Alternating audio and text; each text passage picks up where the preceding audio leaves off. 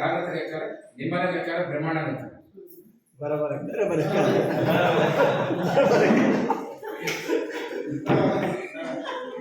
అయితే మీరంటే ఎడ్యుకేటెడ్, బాగా చదువుకున్నారు, మాట్లాడారు.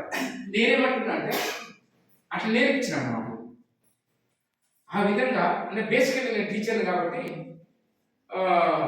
నేను 28 మంది టీచర్లు పనిచేసాను కొన్నారు రాయలు. అక్కడి నుంచి వచ్చిన కాబట్టి జనరల్గా మహిళా టీచర్లు ఎక్కువ ఉండేది, జీతాలు తక్కువ ఉండేది కాబట్టి అది ఎక్కువ పెట్టుకునేది. పెట్టుకుంటే ఈ టీచర్ అది ఒకటే ఒకసారి అగరెస్ట్ మేనేజ్మెంట్ అయితే ఎక్కడైతే ఇక కరెక్ట్గా అండి వాళ్ళు బీడ్ చేసి వాళ్ళు కూడా అవ్వాలి. కరెక్ట్గా ఎగ్జామ్ అప్పుడు వీళ్ళు మాట్లాడుకుని 4 గ్యారేజ్ అవుతారు. ఇది ఎట్లనే పెడతారు ఎగ్జామ్స్ ద్వారా. వాటిని కూడా మేము ట్యాకిల్ చేయాలంటే స్కూల్ వ్యవస్థ నేర్పించింది నిజంగా. ఈ సీట్లో కూర్చున్నాం కదా, సీట్లో కూర్చుంటే 800 మంది విద్యార్థులు ఉంటారు కదా. అందులో అంటే కొన్ని పెట్టిన స్లమ్ ఏరియాలు కదా, ఆ సబ్బండ జాతులతో మాట్లాడే అవకాశాన్ని సరస్వతి దేవి ఇచ్చింది. అయితే అతని పేరెకి వచ్చినప్పుడే అనుకోండి, వీడు క్రితానికి వచ్చినా ఫీజు కట్టడానికి వస్తుందా అని గుర్తుపెట్టాడు.